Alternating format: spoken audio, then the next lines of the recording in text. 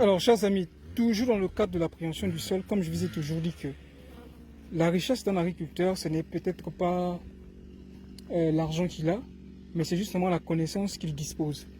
Regardez un peu ces piments, regardez un peu ce sol. Si ces piments sont en train de resplendir d'une telle santé, c'est tout simplement parce qu'il y a eu une bonne approche du sol et nous comprenons un peu ce qui se passe dans ce sol. Et aujourd'hui, je vais vous apprendre un truc essentiel qui vous servira également dans les approches de sol et qui vous évitera des traitements de sol inutiles. Rien qu'au regard, vous pourrez facilement déterminer le sol qui est en face de vous et comment est-ce que vous pourrez le corriger et vous éviter des dépenses inutiles. Remarquez un peu ce pied de piment, d'accord? Quand vous voyez au pied de chaque piment, il y a une matière noire.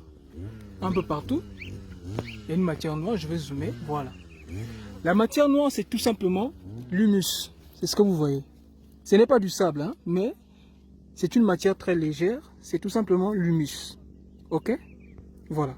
C'est l'humus. Maintenant, ce que vous voyez là, c'est du sable. Ok? Et pour qu'il y ait une bonne activité dans le sol, en tout cas, il faut que vous ayez un complexe argileux humique stable pour que vos plantes jouissent d'une bonne santé comme ici. Et lorsque vous arrivez nouvellement dans un terrain, vous êtes obligé, sinon vous êtes appelé à déterminer le taux de matière organique disponible dans votre sol, le taux de sable disponible dans votre sol. Bon, si vous êtes sur un sol argileux, bien entendu, mais ici déjà on sait que nous sommes sur un sol sableux, donc on va déterminer le taux d'argile disponible dans ce sol et le taux de matière organique disponible dans ce sol. De telle façon, on saura qu'est-ce qu'il faut faire au moment des amendements. Maintenant, ici nous avons une bouteille, d'accord? Tout ce que vous avez à faire ici, c'est de déterminer une chose, le taux de matière organique et le taux d'argile.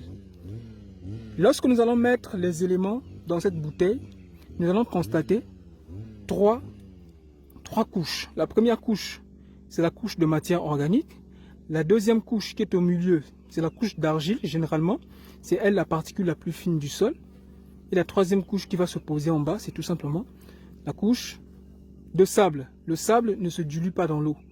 Quel que soit si vous apportez des tonnes de sable dans un cuve, il va se retrouver tout au fond. Mais l'argile, c'est dilué dans l'eau. Raison pour laquelle l'argile va se situer entre l'humus, donc la matière organique, et le sable. Donc plus il y a de l'argile dans votre sol, plus la bouteille sera moins transparente. C'est-à-dire lorsque vous allez poser de l'eau, vous ne pouvez plus voir de l'autre côté. Vous voyez un peu? Ça veut dire qu'il y a assez d'argile dans le sol. Mais si vous faites le mélange et que vous ajoutez l'eau et qu'il n'y a pas de différence et que vous voyez toujours de l'autre côté, malgré qu'il y a l'eau dans la bouteille, ce qui signifie que votre sol ne contient pas d'argile. Et si vous êtes sur un sol argileux, plutôt sableux, excusez-moi, il est nécessaire de faire des apports d'argile. Maintenant, regardez ce qu'on va faire ici. On va tout simplement le remplir de sable. Voilà, je vais mettre tout simplement la terre dans la bouteille. C'est assez rapide, vous allez voir. On a dit il y a trois couches. La première couche noire, c'est tout simplement la matière organique. Donc l'épaisseur de la couche même va aussi déterminer le taux de matière organique disponible dans le sol. Plus la couche est épaisse, plus on va se dire qu'il y a très peu de matière organique. Plus la couche elle est assez volumineuse, plus on va dire qu'il y a assez de matière organique. Donc en ce qui concerne l'argile, si on peut voir à travers la bouteille, de l'autre côté, ce qui signifie qu'il y a très peu d'argile. Mais si on ne peut pas voir à travers la bouteille et qu'il y a vraiment, disons, c'est totalement difficile à voir de l'autre côté, ce qui signifie qu'il y a de l'argile. Donc tout au fond va se reposer le sable, et ce qui est naturel. Mets-le s'il te plaît. On va déposer un tout petit peu, voilà. Mets-le. Voilà. Ok, là il est en train de mettre l'eau. Voilà. Maintenant, on va observer. On va laisser au repos pendant un moment. C'est assez rapide, hein, vous allez voir. Je vais juste nettoyer ici pour que vous voyez très bien. Il ne faut pas trop bouger la bouteille. Voilà. Ok. Bon, déjà, pour aller vite, puisque nous sommes en train de réaliser un direct rapide. Alors, on va observer rapidement. Un instant. Voilà. La couche que vous voyez tout en haut là. Voilà. Ce que vous voyez, la partie noire que vous voyez partout. Toute cette partie noire que vous voyez là. détermine tout simplement la matière organique. Et on peut voir ici, il y en a quand même. Voilà, toute cette partie noire que vous voyez là, c'est la matière organique, d'accord? Voilà, on peut dire qu'il y en a dans ce sol. Maintenant, en ce qui concerne l'argile, lorsque vous essayez de voir, est-ce que vous arrivez à voir de l'autre côté?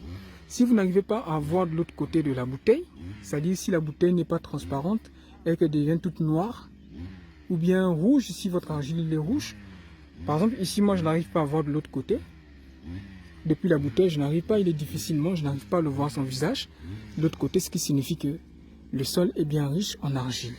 Et tout au fond de la bouteille, vous avez tout simplement le sable qui est là. Donc ce qui signifie déjà, c'est qu'il donne déjà des indices de départ sur la qualité de votre sol. Naturellement, quand vous voyez ça, vous vous dites, mon sol soit il est riche, mon sol soit il est pauvre. Vous voyez la matière organique tout en haut, en noir. Au milieu, vous avez l'argile, voilà, qui est la particule la plus fine. Donc je n'arrive pas à voir Enoch de l'autre côté, parce qu'il y a de l'argile qui m'en empêche. Et en bas, j'ai tout simplement du sable. Voilà. Donc, c'est un peu ce que je voulais vous montrer dans vos études de sol. Voici donc ce qu'il faut faire quand vous arrivez nouvellement dans un terrain. C'est l'idéal, disons, à privilégier avant d'aller voir des gens qui vont vous faire des tests de sol énormes et qui n'ont parfois pas de résultats concluants.